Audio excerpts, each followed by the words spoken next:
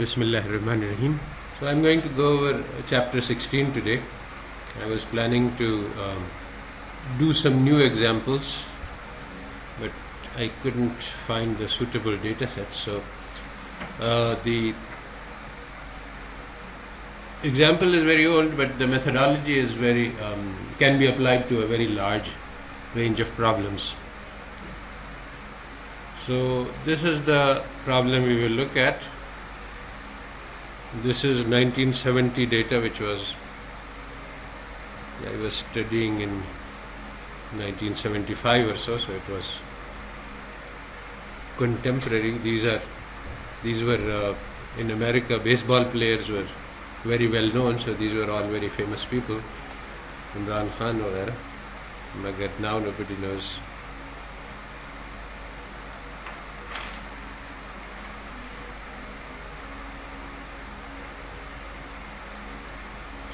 Where is the data? Now, the thing is, okay.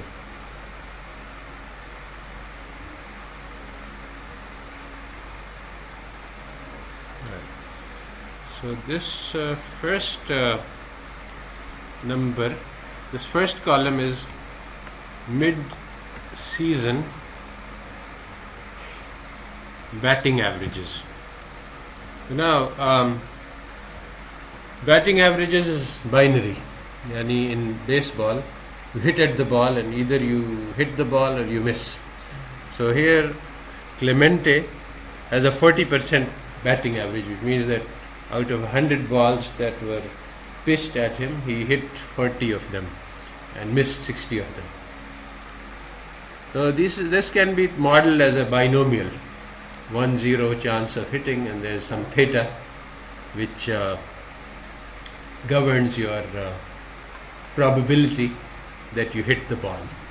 So now the model that I had in mind, but I couldn't find the data for it, was that if you take two cricket teams and you have 1-0 as a win, then the chance of winning can be modeled as theta.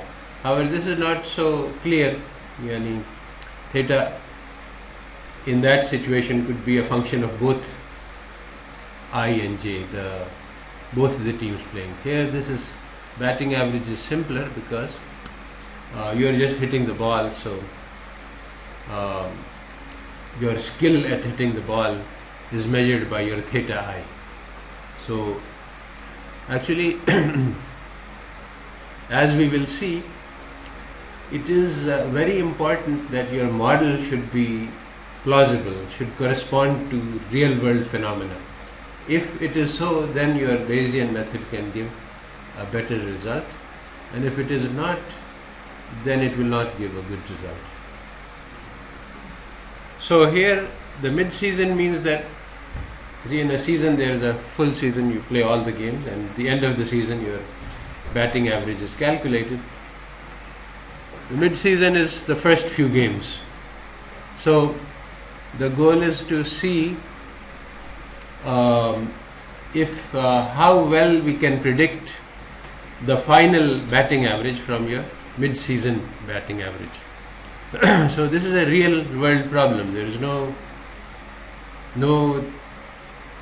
theory which will help you to do this. So now if we take this standard idea that okay, every player has a theta I, which is his probability, success probability. So the sequence of hits is a binomial, and so then what we want to do is we want to know what is the underlying theta. So we don't know what the theta is, but the best guess for theta is the observed proportion of success. So in that case, for Clemente, the observed proportion would be 40%. For Robinson, it's 37.8%, 35.6%, and so on. So these are sorted according to their ability. Alvis, Munson, these were all superstars. So 15% and so on. So this is how they performed up until the actually he took 45 games or so, I think. So the first or 45 at bats, 45 times that he had the opportunity to bat. So this was the average for these players. Now the goal is to forecast what their average will be at the end of the season. So according to conventional statistics theory, the best estimate is your current estimate of theta. So if you have 40%, then your best estimate for the end season average is also 40%. And so for each of these players, the best estimate of the end season batting average is just the mid season batting average, no difference. So we can look at that, how that performs. Basically 40%, it went to 35, 37.8, it went to 30, 35, it went to 27, and so on. So for each of these players, we have the mid season and the end season, and this second column is the end season.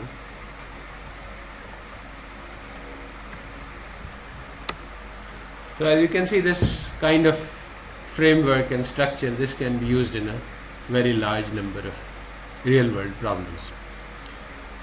Now, the Bayesian method we have already studied involves thinking of these theta I as coming from a common population. This early season average is an observation. These are random variables. We model them, यहाँ पे लिखा हुआ है text में. Hits, Hj of I is equal to 1 if you hit on the jth ball, and Hji of 1 equals 0 if you fail to hit the jth ball. So after 45 balls, you have a certain number of hits, 20 hits. So if you got 20 hits, then your observed proportion of success is 20 divided by 45, and that is the best estimate of the theta, which is the underlying binomial. So once you have a theta, you can think of theta as the hitting ability of the player, which is unknown. This is an unknown probability with which he hits the ball. So if a player has unknown ability 25%, then every time he hits the ball, the observation will be either 1 or 0, and the probability of 1 is 25%, and the probability of 0 is 75%. The mid-season average is an estimate of the ability of the player, which is measured by this theta I, and given this estimate, we expect the forecast for the full season to be the same as our best estimate currently. That's the conventional. But now we create a model for this ability, theta I. So this is equation 16.1. So this is a model that we are making, that the theta I is the ability to hit for each player, and each player draws his ability from a common pool, which is the pool of human talent. So the model that we make is that theta I is equal to theta 0, where theta 0 is the average human ability over all human beings, and then we say theta I is equal to theta 0 plus some individual variation. So epsilon I, this individual variation, is common and is measured as IID normal 0 with some parameter nu squared. So this is our prior model for theta. Theta has prior mean theta naught and prior variance nu squared. Now the batting averages that we observe, so they come from a two-stage process. First there is human ability theta I, then every individual picks his own ability, which comes out of the common human pool, and that then he is endowed with this ability theta I, and then when he hits the ball, there is we observe a proportion. The observed proportion is a random number which fluctuates around his ability, and his ability is a random number which fluctuates around the human ability. So this is our two-stage Bayesian process. Now, what I want to emphasize is that the how good the model is, and how believable this model is, very important for the performance of the estimators.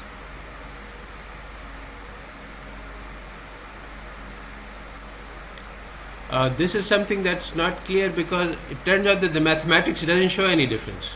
This is a practical discovery that you can apply this model to anything because the mathematics doesn't show any difference, but the model works well only when it is actually plausible for the real world situation that you are studying. Otherwise it doesn't work.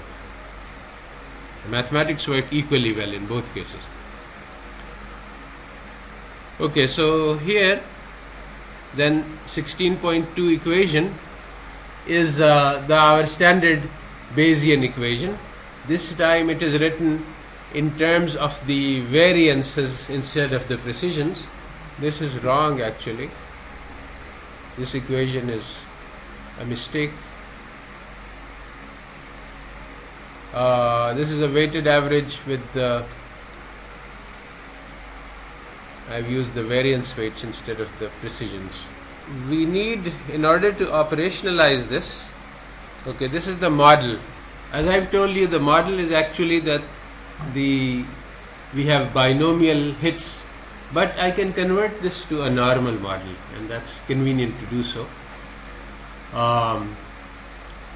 The normal distribution approximates the binomial distribution when n is large.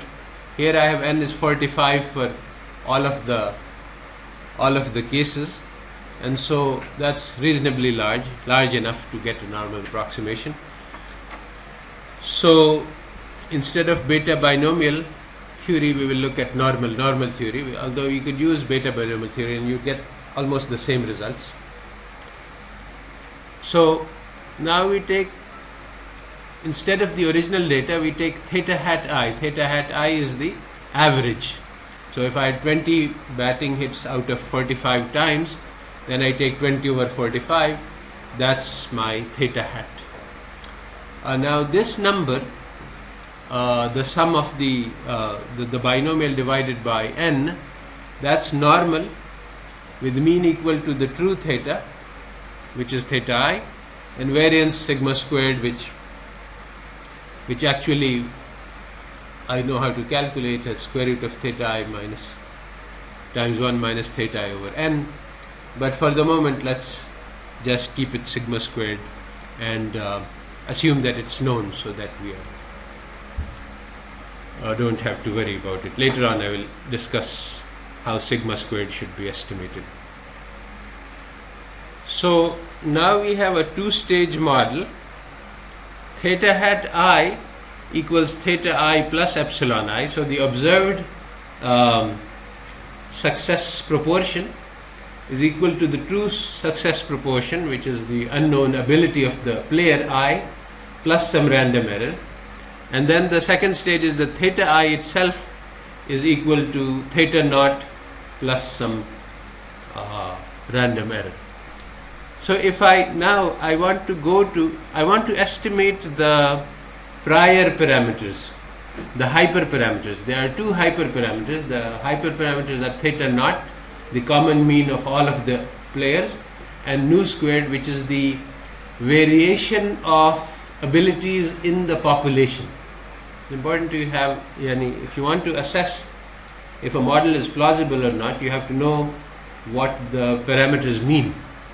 So theta naught is the average ability of the players, and nu squared is the variation in the ability of the players in the population. If nu squared is low, then all players have similar ability. If nu squared is high, then there is a lot of heterogeneity, a lot of different people have different abilities. So now we can get to the model by just substituting for theta. Theta I equals theta naught plus epsilon. So if I just substitute, then I eliminate the theta I, which is the intermediate parameter, and I get the data as a function of the hyperparameters, which is what I want because I want to estimate the hyperparameters. So this is the same calculation that we made in distributions. This is done in terms of models. So we see that theta hat I, the observed proportion, is equal to theta naught plus two errors. One error is coming from the variation of the player, the hits around the player ability, and the second error is coming from the variation of player ability around human ability.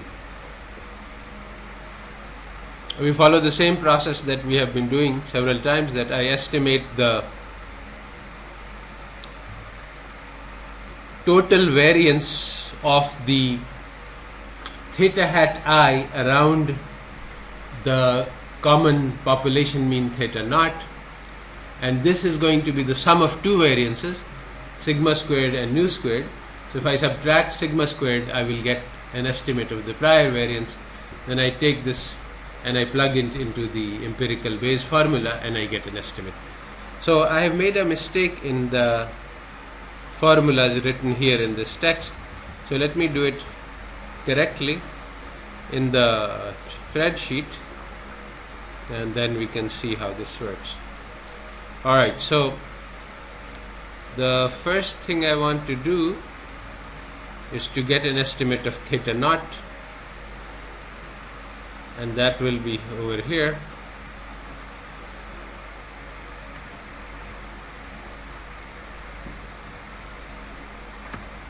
Oops.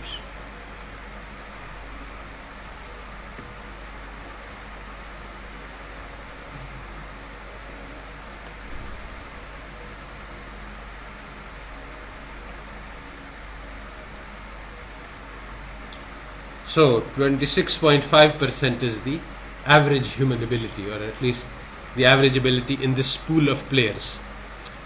Now I want to get an estimate of the variance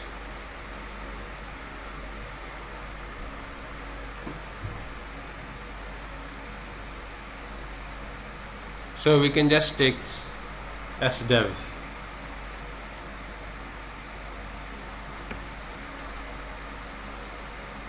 ये क्या है E2 E19.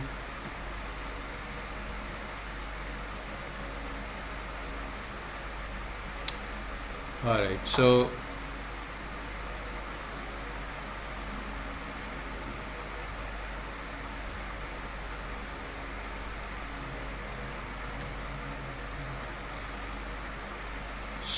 now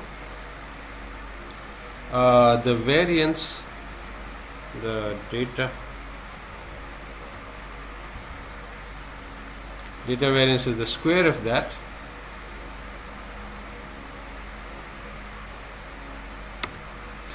Now the step that I omitted, what is the sigma squared for each player?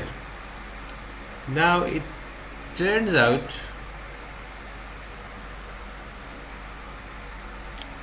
that we can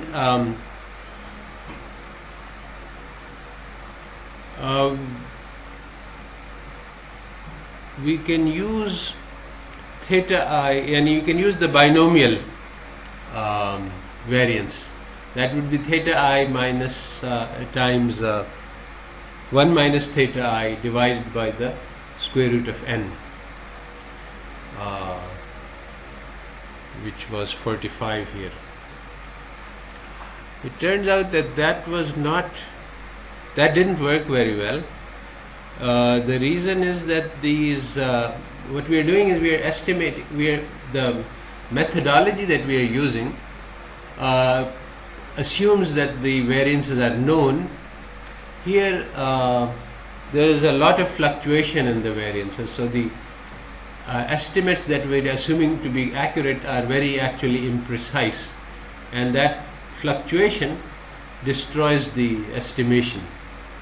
So our assumption, so the right way to do it, analysis, would be to go with the full-fledged Bayesian analysis, which involves putting on the gamma prior on the variance. That would work also. But the simpler way is to stabilize the variance by just assuming that all the variances are the same when you for all the players. If you do that, then what happens is that you get a lot larger sample. You get one number which is estimating all of them, and so even though it may not be very accurate, it doesn't fluctuate too much, and it turns out that that works. So what we do is we estimate the variance of each player. Yeah, this is the estimate that we are looking at. Yeah, it's in the middle of the page. Theta hat times 1 minus theta hat divided by 45. 45 is the number of at-bats. So that's the binomial n that we are using. So, so let me just make sure that you understand. So we start by x, which is binomial 45 and theta. So now the numbers there are x over 45 and yeah, right. So x itself, the binomial n theta, has variance n times theta times 1 minus theta. Isn't that right? Yes. Yes. So, yeah, variance of x is x itself is the summation of xi, which are all 1, 0 hits. So the variance of x is the variance of the sum of 45 different individual binomials, and each individual binomial has variance theta times 1 minus theta, and when we sum n of them, then the variance just becomes n times the sum, because the variance of the sum is the sum of the variances. So the variance of x is 45 times t times 1 minus t.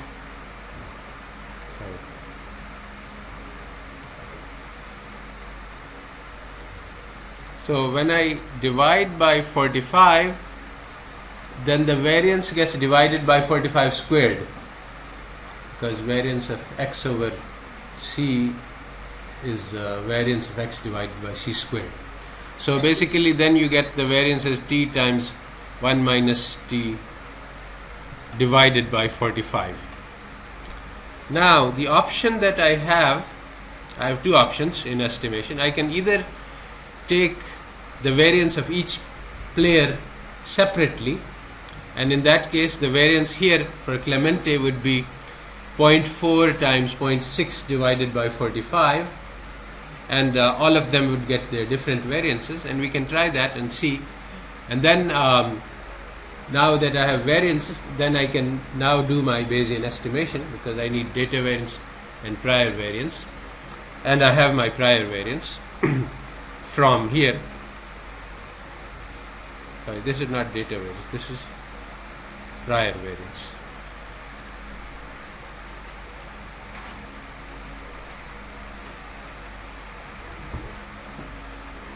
Actually, this term is data variance plus prior variance, in the sense that this is the fluctuation of the observed scores around the grand average. The grand average is our estimate for the prior mean. So the observed score fluctuates around the player ability, and the player ability fluctuates around the grand mean or the prior mean, and the total variance is the sum of those two things. And so this number, which is the measure of the variance of the player scores around the true mean, around the average, is the sum of two variances. It's the data variance plus the prior variance. Now, in order to apply my Bayesian formula, I need data variance for each player, and I can either use each player separately, or I can combine them all. So in fact, let me do both. Individual and combined. So the individual variance will be equal to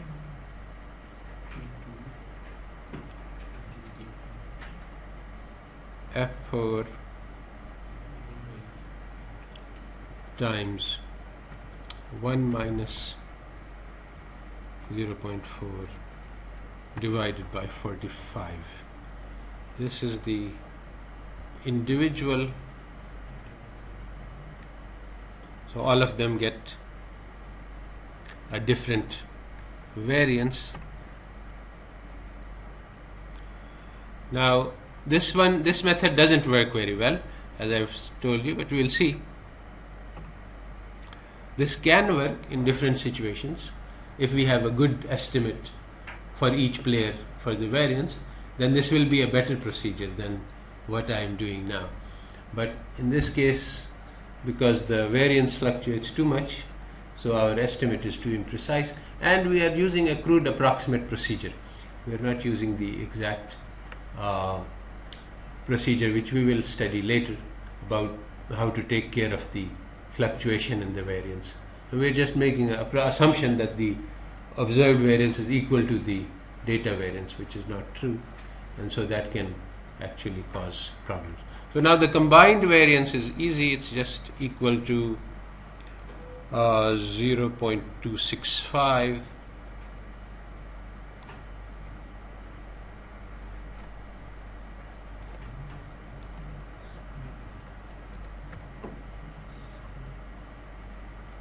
star 0.735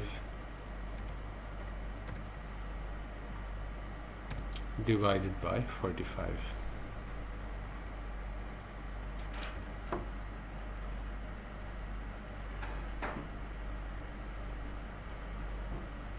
So in this case I have the same data variance for all of them. Now, in order to construct my Bayesian estimator,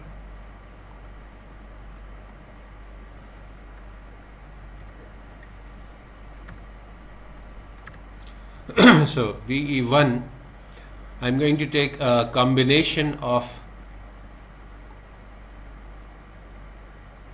the precisions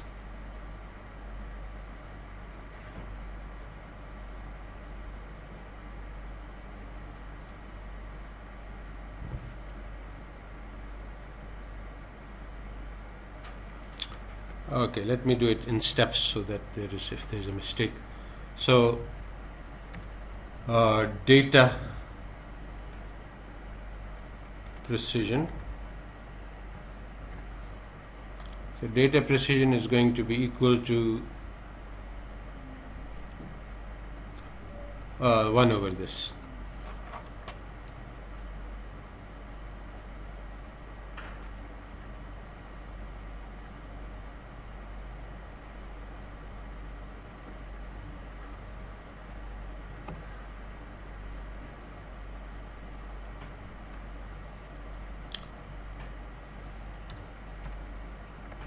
I have two options for data precision, and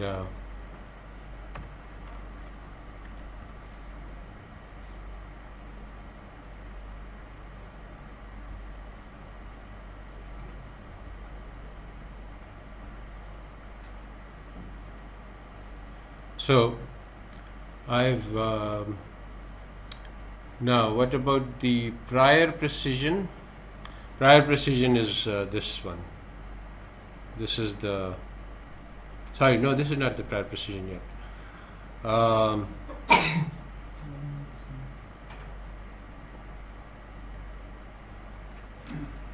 So this is this thing.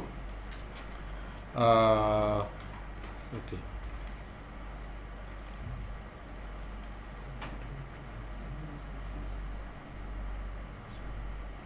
So this is the data variance plus the prior variance. That's 0.004854.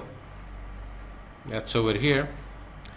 What I want is the prior variance. So I want to subtract from this number the data variance in order to get the prior variance. So now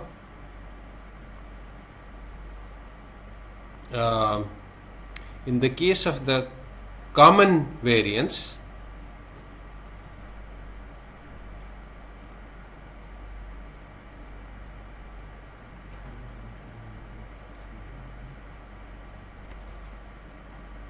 okay, so let me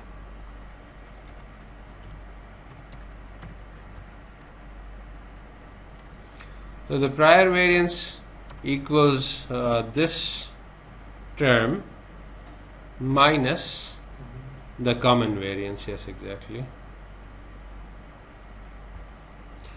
So it's 0.000525. This is the prior variance under the assumption that everything has its own that there is a common data variance for all of the observations. If I go for separate route, and if I take every pair separately, then I would have to subtract from this 004854 this one, the individual variance. And so let me do that. Okay, let's look at that then. The prior variance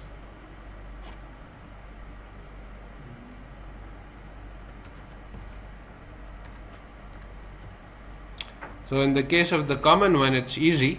It's 0.000525. Now, but if we take everyone to have separate variance, then it will be equal to some of these will come out negative as before, so I'll have to get a reasonable estimate. I have to do a max of 0,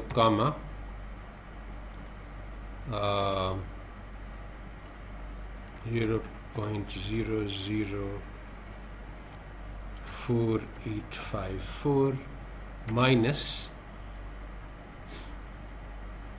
this one, right?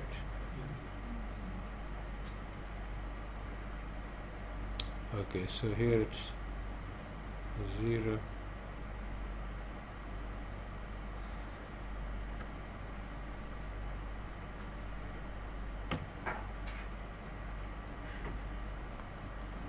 Alright, now I have the prior variance computed in two ways: the data variance and data precision.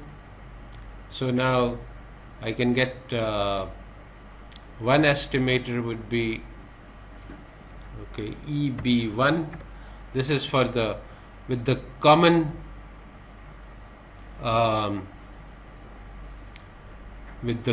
data variance. So if I use common data variance, then my data precision is 231 and my prior precision is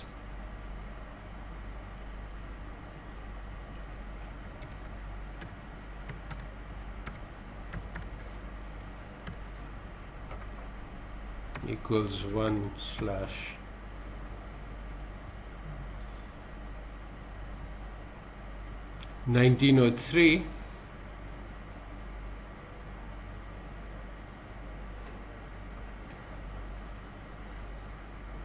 So now I have prior variance में यहाँ पे 0 आया है. Can we omit them or we have to keep them as 0? We have to keep them. Or just we can use absolute difference. Actually, we have to average over all of these because there is only one prior variance. Prior variance is not separate. So we are getting a estimate of the prior variance from each observation, and then we have to average them all to get the overall prior variance. So EB1 with the common one will be equal to 231 and 1900 is the number, so we can say that it's 231, that's the data precision, it has to multiply the mid-season average. Oh, I want to put a brackets in here.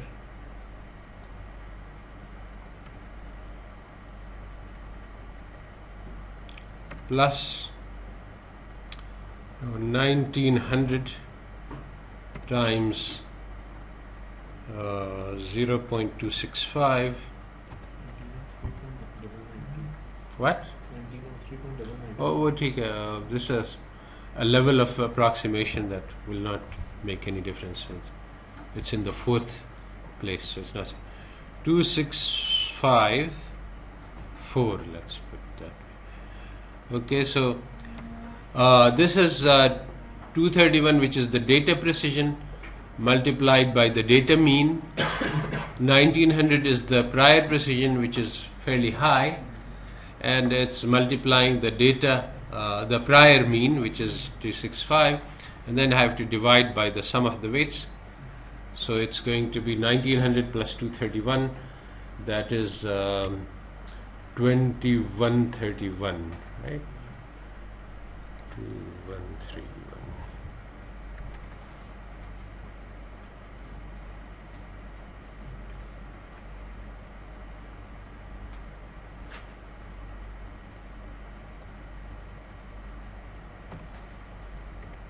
Okay, so let's look at the performance here. So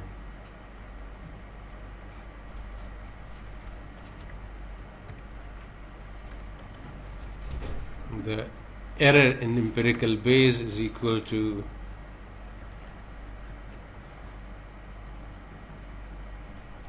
end season average minus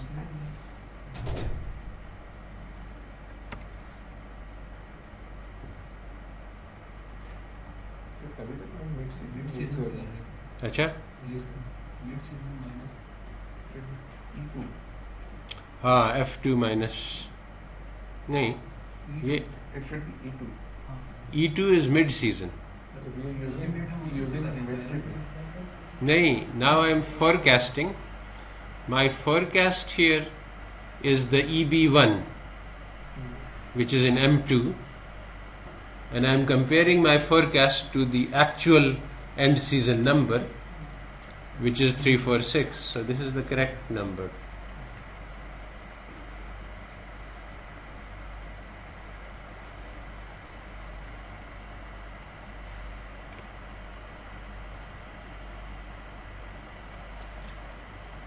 So this is the error in the empirical Bayes. The standard error or the conventional forecast error would be equal to abs of just the difference between these two.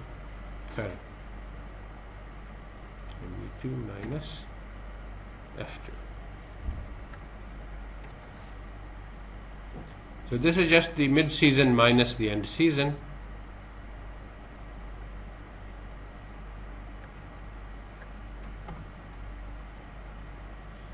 And now let's look at this sum.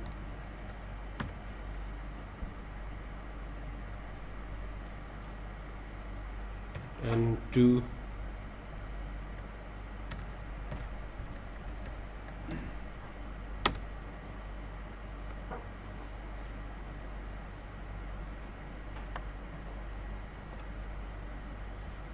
so now you see that there is a huge improvement. The empirical Bayes error is 0.469. The error of the conventional estimate is 0.996. It's not visible. क्या हुआ? Active. अच्छा. Let's look at the other one also. The prior variance here would be taken as average of all of these numbers.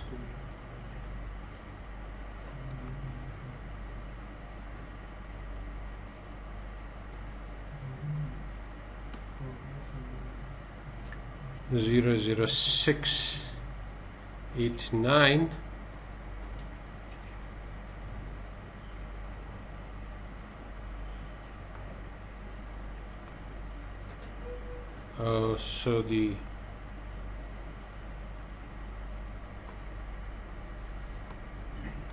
So this is the prior variance, so the prior precision would be equals 1/1452 instead of 1900. So here we are shrinking less.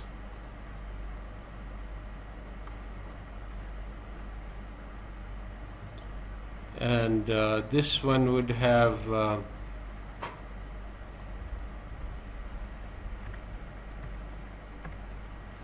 the second empirical Bayes estimator would be equal to 231 times the mid-season average plus 1450 times the 0.265 divided by 1681.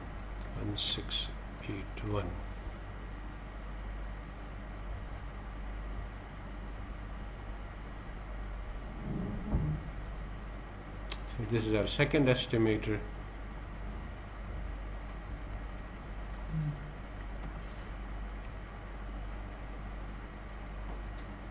And then the error would be equal to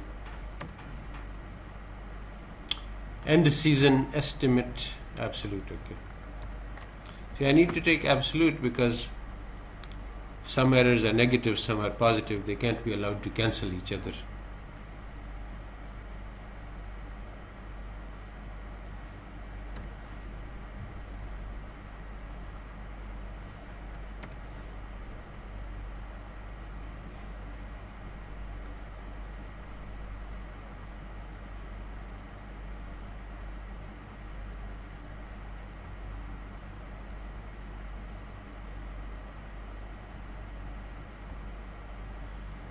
Okay, so this is also almost the same, not much different.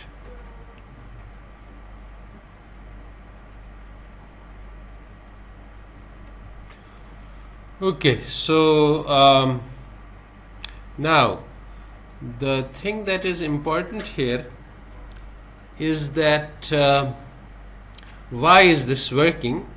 There is a reason for why you see, when these results were initially presented, they were in the context of Stein estimation, and these were presented as a puzzle and a paradox.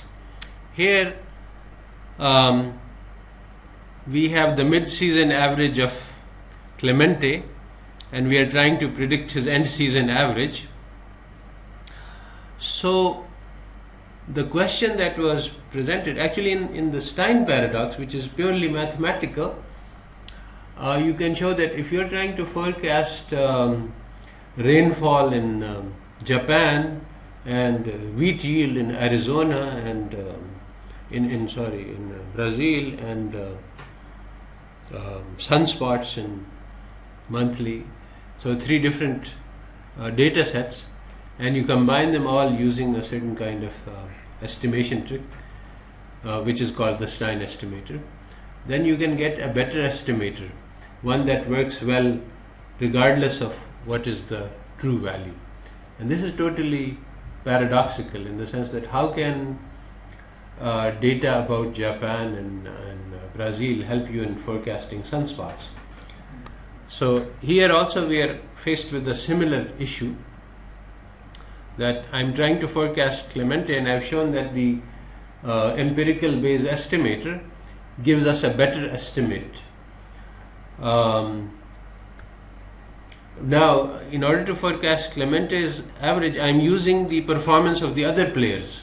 That's where everything is coming. So, how can the batting average of Berry help us to forecast the batting average of Clemente? This is a paradox. Same thing happened in, and there was a big case in the USA when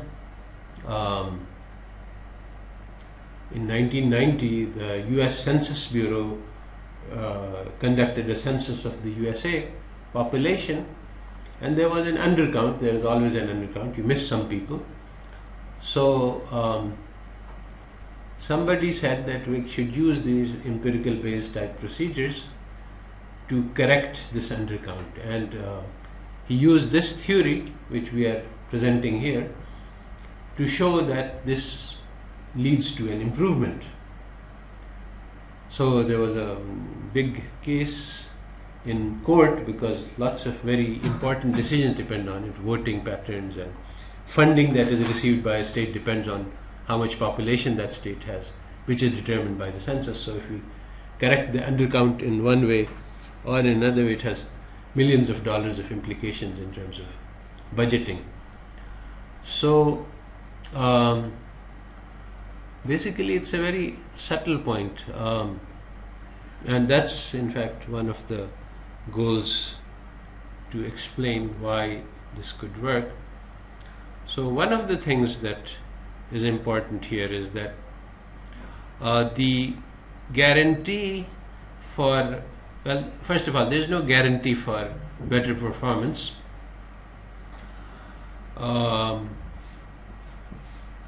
And furthermore, the better performance is going to be available for the overall, but not for any individual. This is very strange. I mean, how can there be performance? But basically, overall we can expect that there will be improvement, but for any particular player, the forecast could be worse. So why that happens is a little bit mysterious, but I'll try to explain that later. Now, one almost immediate reason for why this thing works is because what's happening is that if you have a high score, you see, first of all, think of the simplest case where all players have exactly the same ability. Even in that case, we will get a large variation in scores by random chance. Some players will score very high, some players will score very low. So in that case, if I want to do overall forecast, I would say that okay, all players have the same ability. There is not that much variation in human ability. So the people who scored low were just unlucky. It is not that they had low ability. So basically this is the main issue, that what we are trying to do is we are trying to isolate. There are two components to a score. One is the score which is coming from luck, chance deviations from the average, and the other portion is one which is coming from the skill. So the skill leads to a certain score which is unknown, hidden, and then the luck causes you to deviate from your skill level. So now how should we adjust? Well, this is the key of shrinkage, that suppose that the skills are the same, then the high scores are the ones that are lucky, the low scores are the ones that are unlucky, because all of them have the same skill. So we should take the high scores and shrink them towards the mean, and we should take the low scores and shrink them upwards. The high score should be shrunk down, the low score should be shrunk up, and that will give us a better performance because it will take out the element of luck. So basically, this is the first crude argument. Now we can make a more sophisticated argument that okay, abilities are not exactly the same, they are different, but still it is true that the person who scores the highest, some part of his high performance is due to luck and some is due to skill. So the high score, almost surely he had positive luck. It's unlikely that his real score, his real ability was even higher than the highest score, and then he had negative luck. So on the high side we should be adjusting down, and on the low side we should be adjusting up. So that's basically the reason for the improvement. Now it turns out in this particular data set, Clemente was a superstar. He had higher abilities. You see, if you can see that from his end season average, which is 34%, and the next one is 30%, which is a significant drop. So he's actually an outlier, and shrinking him led to a bad estimator for his performance. If you look at how our empirical Bayes is doing, empirical Bayes is estimating him to be at 28% here, 28% here. So basically, thinking of Clemente as an ordinary human, we say that, well, ordinary ability is around 28%. This 34% is, this original 40% is just due to luck. And so we shrink this a lot towards the population mean, and we get 28%. Now the actual mid-season average is a better estimator of this than the empirical Bayes, because we have shrunk too much. And basically the thing is that if his exceptional characteristics were to be recognized, then we would not shrink him too much. Now for the other players, the shrinkage works much better. You see in each case, the 37.8%, it goes down to 30%, 35% goes down to 27%, 30% goes down to 22%. So all of the players who were above the mean are going down, and all of the players who are below the mean are going up. So it shows that this general hypothesis that the players who performed poorly in the first mid-season was due to bad luck, not due to their skill. So if we adjust their scores upward for the forecast, we will get a better estimate of their scores. So this is where the source of the strength of the empirical Bayes lies, that we are actually using data which is relevant to that person, in the sense that we are thinking, was this person lucky or unlucky? Well, how do we know? Well, we look at the other players to see what the average human performance is like, and that gives us an estimate of what the normal performance would have been if there was no element of chance. And then if it is below that, then we say, oh, probably he was unlucky, and adjust this a little bit upwards. And if it was higher than the normal, then we say probably he has had positive luck and we should adjust for that. So that's the basic reasoning which allows the Bayesian method to work.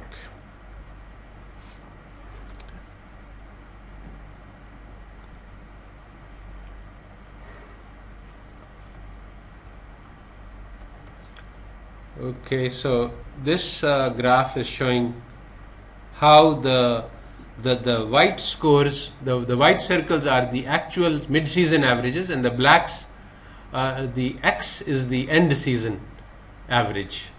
So you can see that in nearly all cases, the scores, the circles, white circles which are above the overall average are coming down, and the scores which are below the overall average are coming up. So basically we have this process that I was explaining.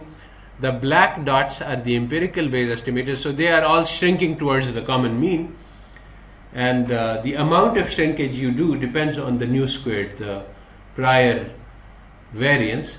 So if the prior variance is large, then you do very little shrinkage because there's lots of heterogeneity. Basically that's the thing to understand. If you have heterogeneity, then you leave everybody alone because the population is not giving you too much information. But if you have a high, in our case we had a very high nu squared compared to the data, so we're doing a lot of shrinking because the prior precision is good, is strong. The prior variance is low, which means that the player's abilities are tightly clustered around a common mean. So we can use the other player's information to estimate the particular player. So the nu squared, the prior precision, controls how much shrinkage we do. If there is a lot of homogeneity, if all the players look quite similar, then we shrink them all, and if they look quite different, then we don't do any shrinkage. And so that's the key to understanding the strength of performance of the empirical Bayes.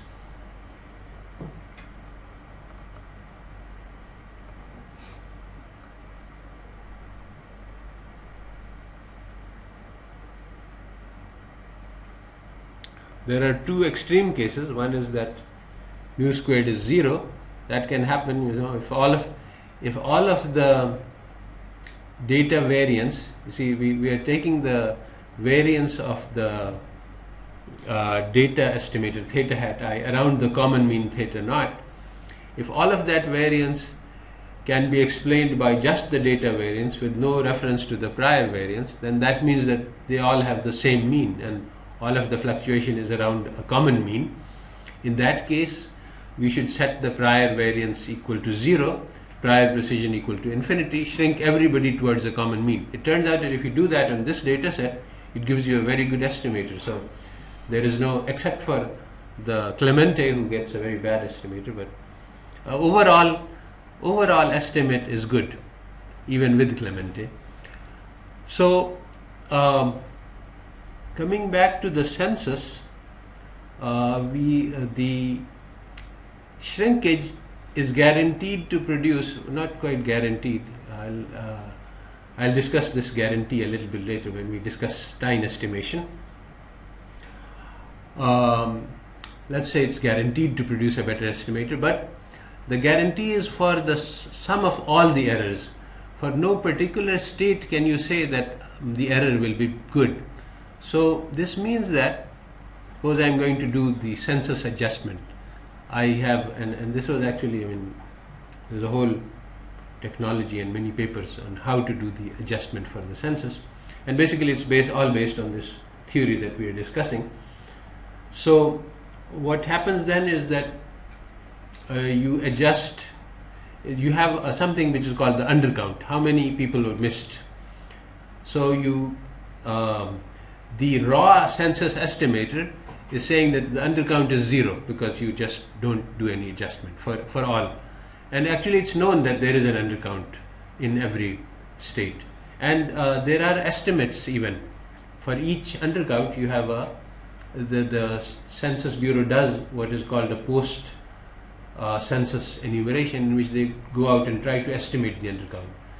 But this estimated undercount is very imprecise. So if you add this imprecise undercount estimate to the original census, the variance of the number increases. So you have a more imprecise estimator than the uncorrected one. So even though corrections are needed, the correction cannot be made. If you make the correction, you get a number which is even more imprecise than what you started with. And that was the argument that was done by one side, which says that don't make any corrections. The other side argued on using basically these arguments that I am making here, that we should make an empirical Bayes correction and we will get a better estimate overall. So it's true that you get a better overall estimate, but for any one state there is no guarantee.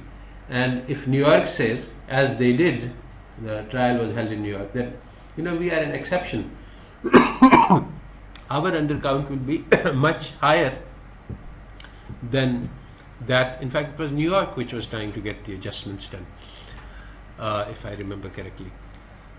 Because there are lots of, everybody who's coming in illegally to the US is ending in New York, and so we have much more people, and the illegals are much more heavily undercounted because they try to escape the census takers. So we have a much larger population than the census, and other states like in middle of the USA, they won't have so much undercount. So if you use this Bayesian method, the other side argued that, well, yes, we can add some numbers for the undercount to everybody, but there's no for no particular state can we guarantee that this is an improvement. It's not an improvement state by state, it's an improvement overall. So ultimately the case was decided in favor of no adjustment, but there were heavy big name statisticians on both sides because there were millions of dollars in the matter.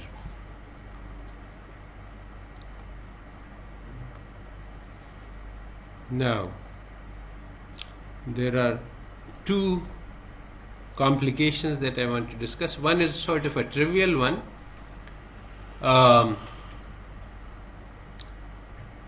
If you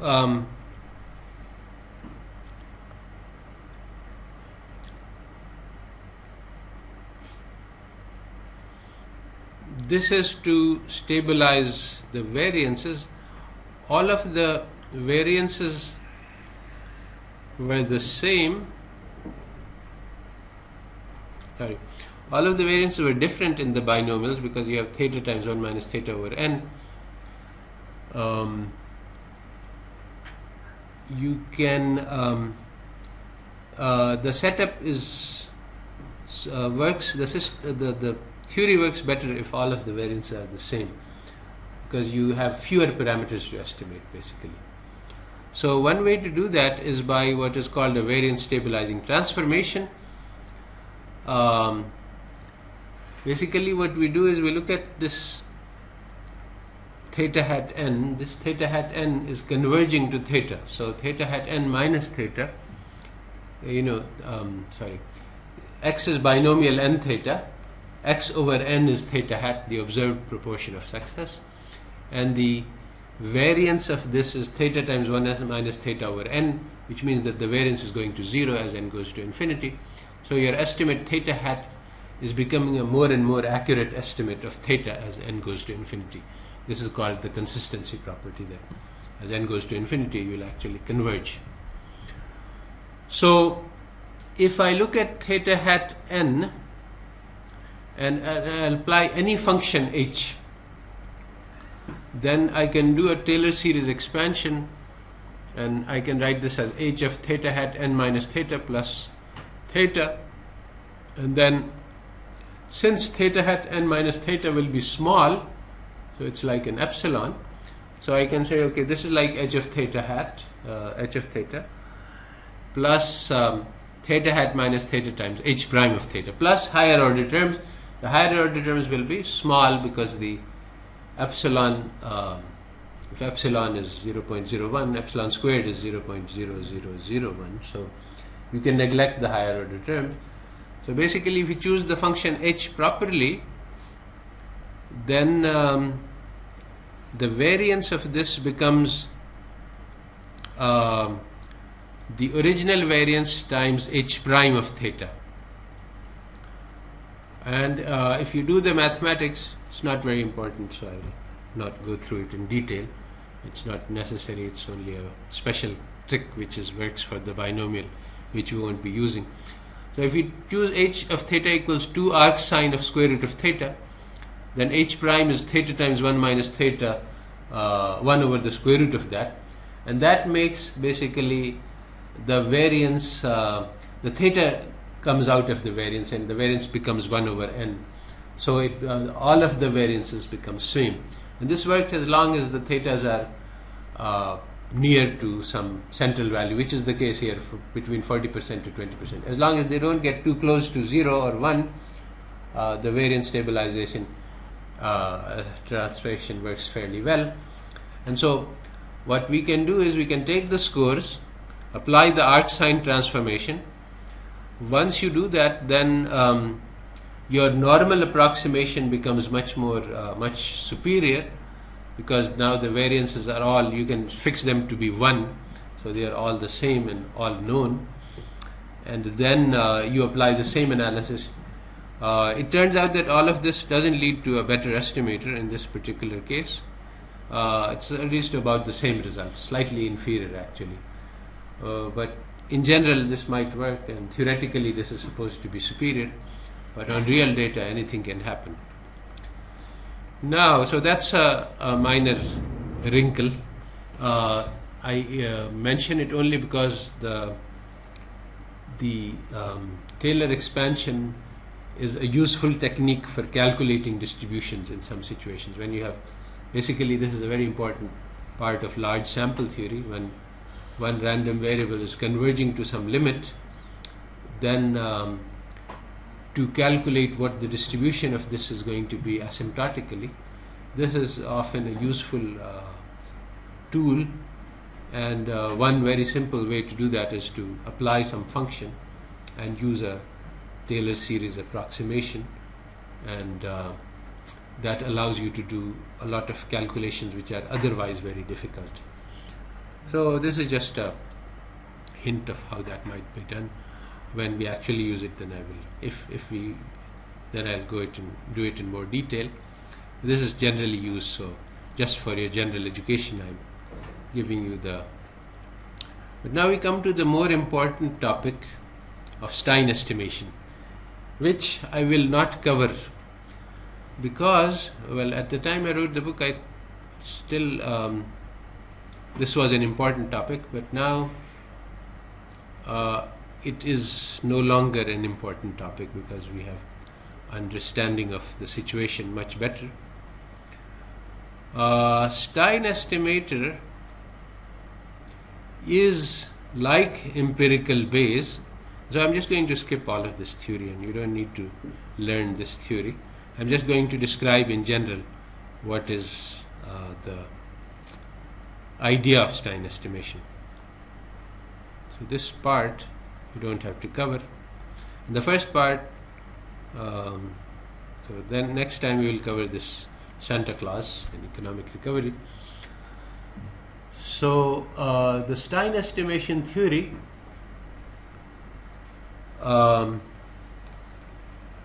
is a mathematical theory which shows that if you have a set of normal variables, theta hat I, normal theta 1,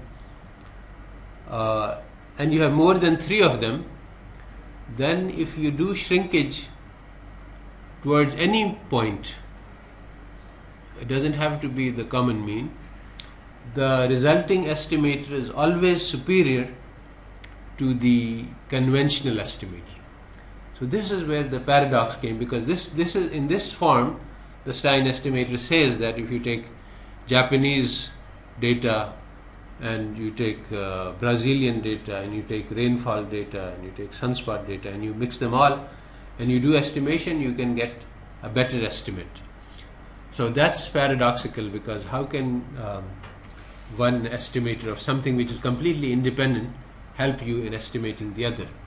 So the basic, there are two things which, there was a lot of research which led to, which ultimately led to this understanding. So it was not at all clear why it works. And so one thing is that you don't get an improvement on any one of the coordinates. If you use the rainfall and the Brazilian data to estimate Japanese output, the Japanese output will not be uniformly improved. It will be improved in some situations and it will become worse in other situations. And the same is true for all of them. But the thing is that the mathematics has a certain, actually it's very deep and sophisticated and complex mathematics. It turns out that you can arrange things so that when the Japanese estimate is worse, then the Brazilian estimator is better. All the other 3 are better. And so overall, when you look at all the 4 of them and you combine them all, then the overall combined estimator is going to give you better results. And how that comes about, that depends crucially on what is called the loss function. That you must have that there is a how much the forecast error in your Japanese forecast should have some comparison to your Brazilian forecast. That is, if you make a mistake by doubling your forecaster in Japan, this can be compensated by improving your forecast error in Brazil. If that is true, then you have a place where these two things are being matched. And so this is what allows, once you have this comparability of errors, then you can create a better estimator. But very few people would be such that they would be, mostly in such situations, people would be, who are interested in forecasting for Japan, would not be willing to say that, okay, I'll accept a worse estimator if the Brazilian estimator becomes better. So such a trade-off will not come naturally. If there is such a trade-off, then Stein estimation can actually be used to produce better estimator, but it is not a natural situation. And mostly if you have a situation where everybody is interested in his own component problem separately, then Stein estimation doesn't work because you don't have aggregation of the losses. So that's one part. So that also means that the Census Bureau decision is correct in the sense that it is not the overall loss that we are concerned about. We want state-by-state improvement.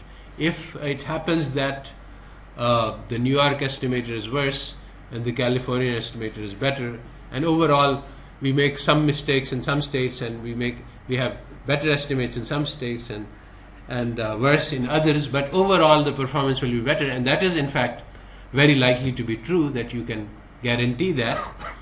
And actually the Stein estimator actually guarantees that. The mathematics shows that you cannot go astray. No matter what you do, your loss will be better than the conventional loss. So, but even in that situation, we don't have a trade-off. We can't. In this kind of situation, we cannot allow that.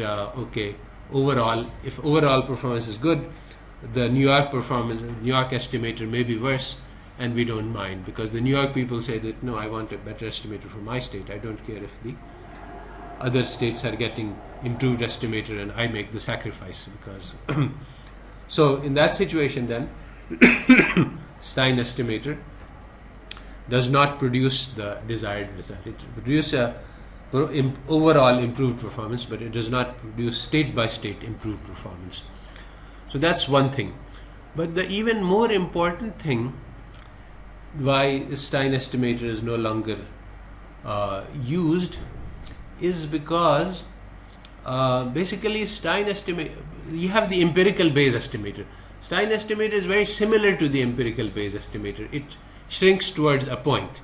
Empirical Bayes also shrinks towards a point. Now the empirical Bayes, what it does is that it has very good performance if your prior information is right, and it has very bad performance if your prior information is wrong. And the performance can be very, very bad. And like the standard, you see, the shrinkage estimator, think of the shrinkage estimator, it shrinks by 10%, let's say. So now, within a small range, these are good, but suppose that, think of these baseball scores. Baseball scores are bounded between 0 and 1, so you can't show that. But think of some index which is unbounded. So in the area which is of importance to empirical Bayes, you are doing a reasonable 10% shrinkage. But suppose that you go out far away from the area where the empirical Bayes works. Suppose that you have an estimator, you have a data which is measuring something to be 1,000, and so you estimate, you do a 10% shrinkage and you change it to 900. And suppose that the data variances are around 1 or so. So you start with 1,000 and the fluctuation should be within plus or minus 2, and now you made it 900, which is completely impossible. This kind of thing can happen. So this would be a very bad estimator.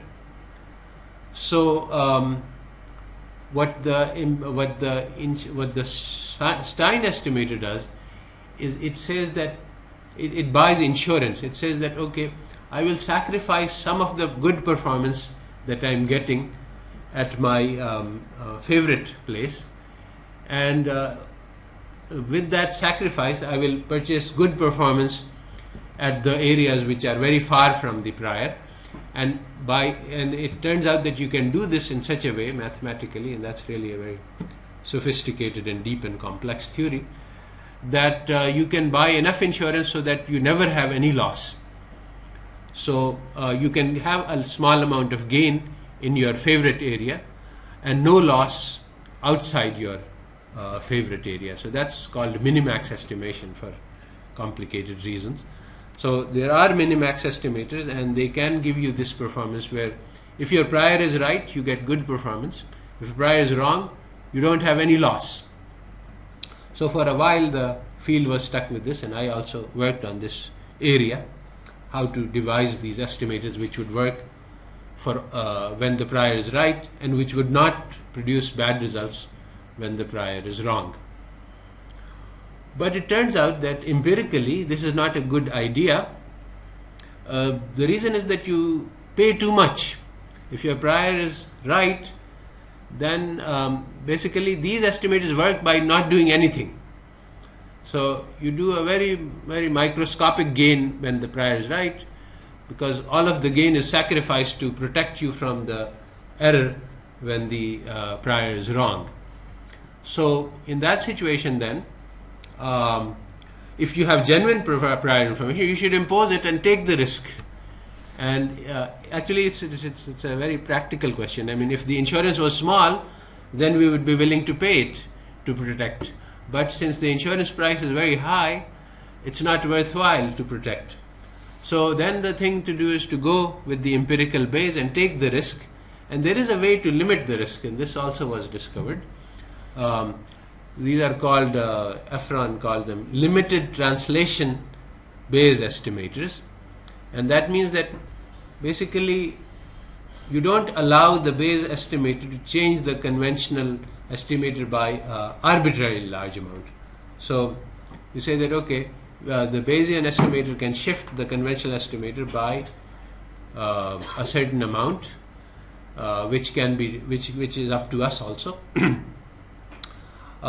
If the Bayesian estimator recommends a big change, then you don't make such a big change, you just make a limited amount of change. So with that, you get something which is neither empirical Bayes nor minimax, but it gets the best of both the things. That in that situation, the limited translation Bayesian estimators give you the full gain when the prior is right, because they are making only a small amount of change. And if the prior is very wrong, then they limit the amount of loss. You still have loss, but you don't have as much. You don't have infinite loss, which is what can happen in the standard conventional empirical Bayes. So ultimately, after a long and difficult set of research explorations, you come up with this idea that minimax is not good, because the price that you pay to achieve perfect performance, no loss anywhere, is too high. Even if you have genuine prior information, the gain from that becomes trivial, negligible, minor. So it's better to, when you don't have genuine prior information, just use the conventional estimator, because you can make improvement on this, but the improvement is trivial, not worth trying to achieve. If you have genuine prior information, then you should use it aggressively. Allow the possibility that you may make a loss if the prior information is wrong, but make a limitation that it can't be an infinite amount of loss. So when it seems like the prior is not too good, then you limit the amount of action that the prior can do. So that is the conclusion of the lot of research. And so basically the remaining of this chapter discusses more different kinds of empirical Bayes estimators in real world situations. All of the three chapters deal with real world situations, so we will see how these actually work in practice. And these are heavily underutilized I mean, there are very few people understand these estimator and very few people use these estimators. Not really, because the Stein estimator was designed to be minimax. It was designed so that it would work in all cases. Empirical base does not do what the Stein estimator was designed to do. But it turns out that by accident, I mean, people discovered that the two work in the similar way. They both work by shrinking towards the mean. But what the Stein estimator does, it ensures that there is no loss. But the price of ensuring that there is no loss is that there is no gain also.